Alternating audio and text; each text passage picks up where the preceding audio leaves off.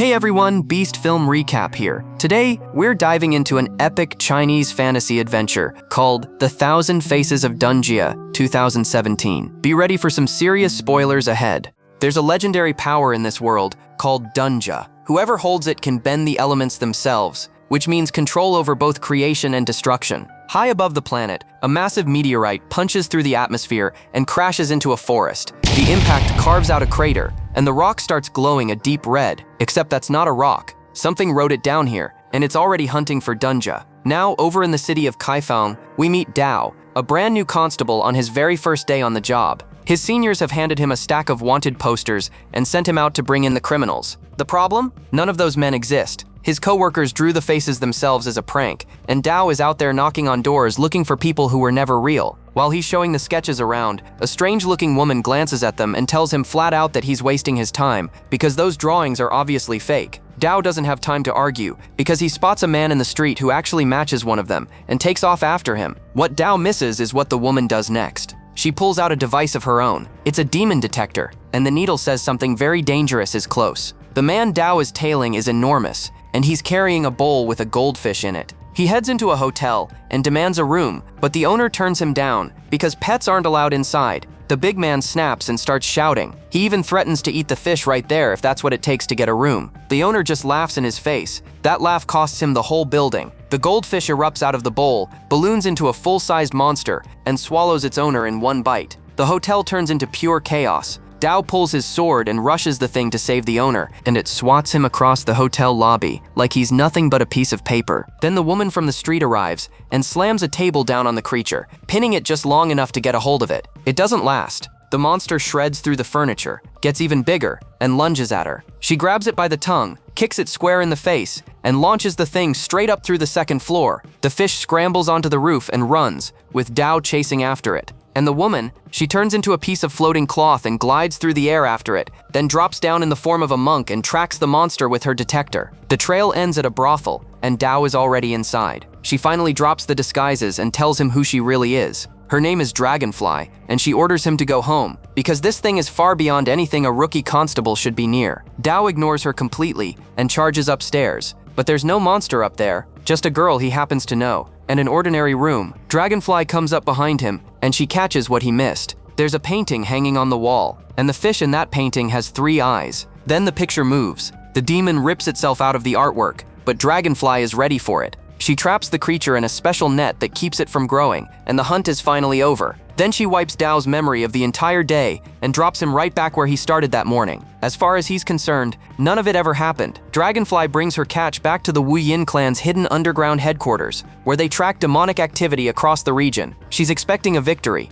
Instead, the eldest member of the order, a man they call First Brother, studies the creature's aura, and his whole expression changes. Using the clan's private sign language, he tells her the monster is a trap, and then walks out of the room without another word. Here's what he figured out. That fish was a tracker. It let itself get caught on purpose, which means Dragonfly personally carried an enemy scout right through her own front door. Whoever sent it now knows exactly where the Wu Yin clan lives, and First Brother can feel that enemy's aura from all the way here. Whatever it is, it's stronger than anything they have ever gone up against. So he splits the clan in 2. He sends Second Brother, a man named Yoon, to follow the clues their late master left behind and find the person destined to carry the power of Dunjia. That person is meant to become their next leader. First Brother himself heads for the city of Lu, where a weapon master has supposedly uncovered a legendary weapon known as the Slayer of Gods. Dragonfly evacuates the rest of the clan immediately, abandoning the base and leaving the fish demon behind. Before she goes, she carves a hidden clue into the wall so Yoon can find them when he gets back. Yoon's search takes him to a hospital, where he slips down into the basement that houses their most dangerous patient. The walls down there are covered in deep scratch marks, and they're far too big to have been made by a person, so he's braced for a monster. What he finds instead is a young woman sitting quietly on the floor. Her name is Ring, and she doesn't look sick at all. She's cheerful, a little childlike, and completely harmless. Yuins offers her some food, and that's when he spots the birthmark on her arm. It's an exact match for the clue his master left behind. Then her eyes turn blue. Ring transforms into an enormous creature right in front of him, and a scream tears through the entire hospital. Meanwhile, back in Kaifeng, everything is coming apart. Worms start crawling through the streets by the thousands. Out in the forest, that glowing meteorite finally cracks open and releases a huge flying creature into the sky. Then an earthquake tears through the city, and the ancestral temple collapses into a massive sinkhole. The Wu Yin clan knows this is no accident. Something is digging for whatever is buried beneath that temple, so they head down into the tunnels to find out what. Deep underground, they find a huge ceiling formation, the kind used to imprison something extremely dangerous. And two details make their blood run cold. Their own clan's name is carved into the container,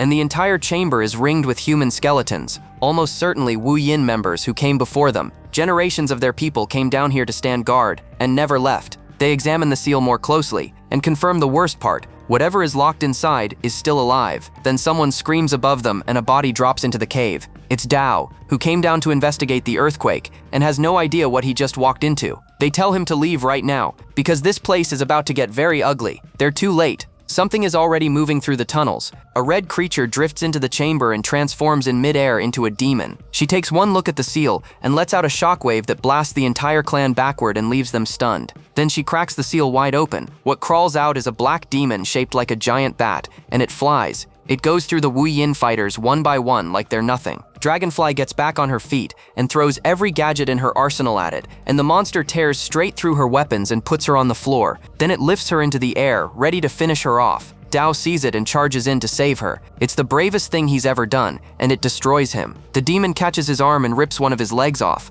Dragonfly sees him bleeding out and tackles him clear of the creature, but the damage is already done. In the process, he loses the arm too. This fight is unwinnable. The clan throws bombs to bring the tunnels down and escapes through the water. Back at their hideout, they're fighting just to keep Dao breathing. And in the middle of it, Yunnan finally walks in, alive, with Ring beside him. He tells them this girl is the one destined to lead their entire order, and the room looks at him like he's lost his mind. So he explains what happened at the hospital. When Ring transformed, she became a giant creature that looked like a peacock, and she came at him with everything she had. He managed to reverse it by striking the creature's heart, which turned her back into a human. Then he shows them her birthmark, and they recognize it instantly as the symbol of their guild master. But Dragonfly isn't convinced. Ring can't remember a single thing about her own past, and she doesn't behave anything like a leader. As for Dao, his career is finished. He can't serve as a constable with those injuries, so they erase his memories again and fit him with artificial limbs so he can at least walk. He lost his job, his arm, his leg,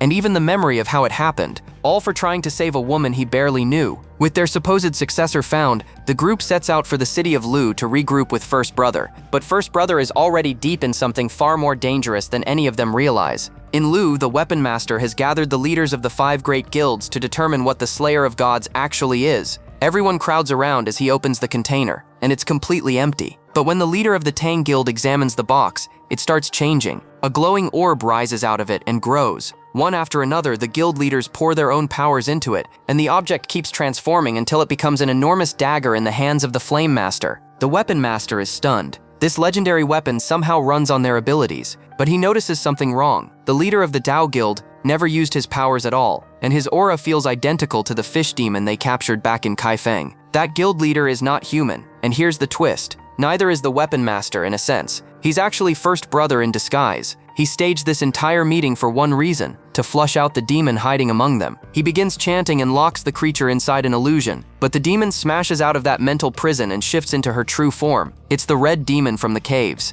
She blasts all 5 guild leaders back at once. Then the black demon swoops down, snatches the dagger right out of the Flame Master's hands, and lands on the rooftop above them. That's when the real trap springs. The black demon has been controlling all 5 guild leaders this whole time. He fed them herbs that boosted their powers, and those same herbs turned them into his puppets. Now he simply gives the order, and every one of them turns on First Brother. They hit him with wave after wave of devastating attacks, driving him back onto a giant statue. Then they bombard him from above, until the statue collapses on top of him, and the Flame Master keeps burning until the whole structure is nothing but fire and rubble. He built the Slayer of Gods himself, using the powers of the 5 guilds. The meeting was never about identifying the weapon. It was about crippling the Wu Yin clan by killing their strongest member. The demons didn't steal this weapon. They tricked the 5 most powerful guilds in the world into forging it for them, then used those same guilds as an execution squad. Meanwhile, Dragonfly's group reaches Lu and holes up in a hotel while they search for First Brother. Dao decides it's time to go. He isn't part of this clan, he can't fight anymore, and he doesn't want to be a burden to people who never asked him to be there. He stops by Ring's room to say goodbye, and while he's there, he notices a dead flower on the table coming back to life. Ring tells him she used to make flowers bloom when she got bored, but she's never really understood what she can do. Then she asks him to sit down and show her his injuries. She channels her energy into his arm, and Dao screams as the entire limb regenerates in front of him. Then his leg grows back too, but it costs her running from her head, and she collapses unconscious. But that's the first real look at what's actually inside this girl. Something powerful enough to rebuild a human body, and dangerous enough to nearly kill her when she uses it. At that exact moment, Dragonfly and the others are ambushed. Flying blades shred through the area, and the leader of the Tang Guild arrives to wipe them all out. They rush him together, and a single shockwave from his power throws every one of them aside. Dragonfly charges in alone, trades a few strikes, and gets blasted through a building. Dao comes running, and Dragonfly is stunned to see him standing there with both limbs back, but their enemy is already closing in. Dragonfly refuses to run.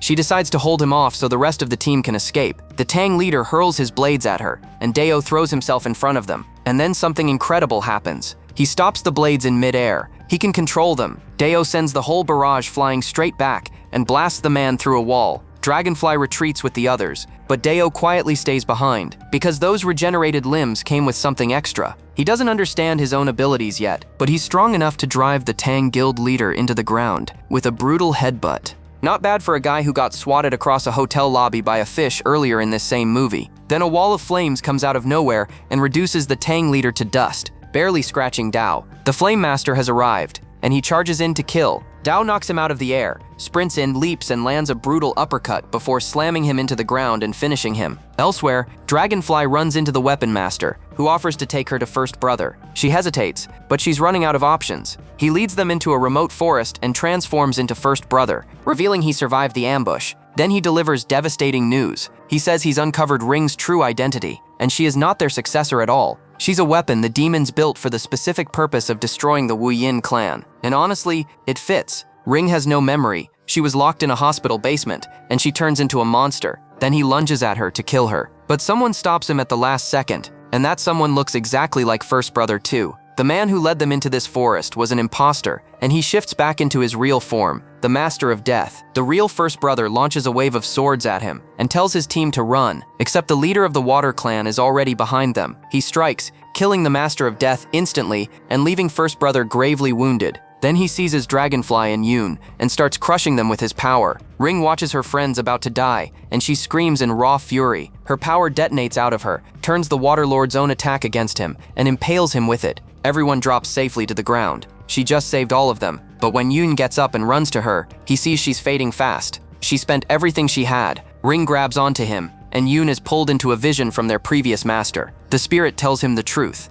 Ring genuinely is the successor of their order, and the holder of Dunja's great power. She's meant to be the savior of the human race, the one destined to destroy these alien invaders, which means the imposter lied about everything. Ring was never built to destroy them. She was the only one who could save them, and the demons wanted her dead badly enough to wear their leader's face to get it done. Yoon can barely take it in, because as the vision fades, he watches Ring take her last breath. The clan buries her, and in the middle of their grief, First Brother tells them something crucial. Before she died, Ring passed her powers to them. Every one of them is carrying a piece of Dunja now, and they have to use it to finish what she started. Sometime later, the demons come for them. The red demon spots something overhead just before a massive boulder comes flying in and hammers the black demon into the ground. The Wu Yin clan rises into the air, ready this time. The black demon breaks out of the rubble and flies straight at Dao. They clash again and again, but this isn't the same man who lost his limbs in that cave. Dao overpowers him completely and punches him out of the sky. The red demon goes after Dragonfly with claws and wings,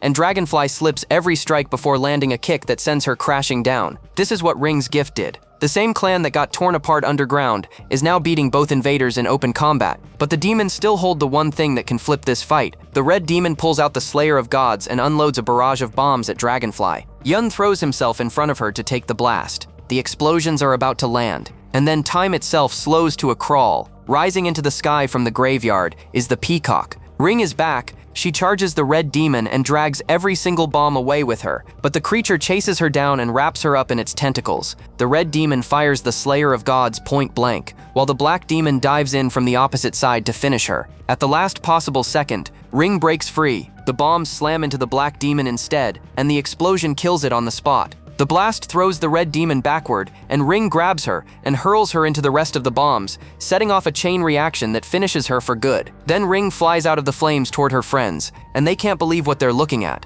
The girl they buried is standing right there, alive. After everything they lost, the clan finally comes back together for real.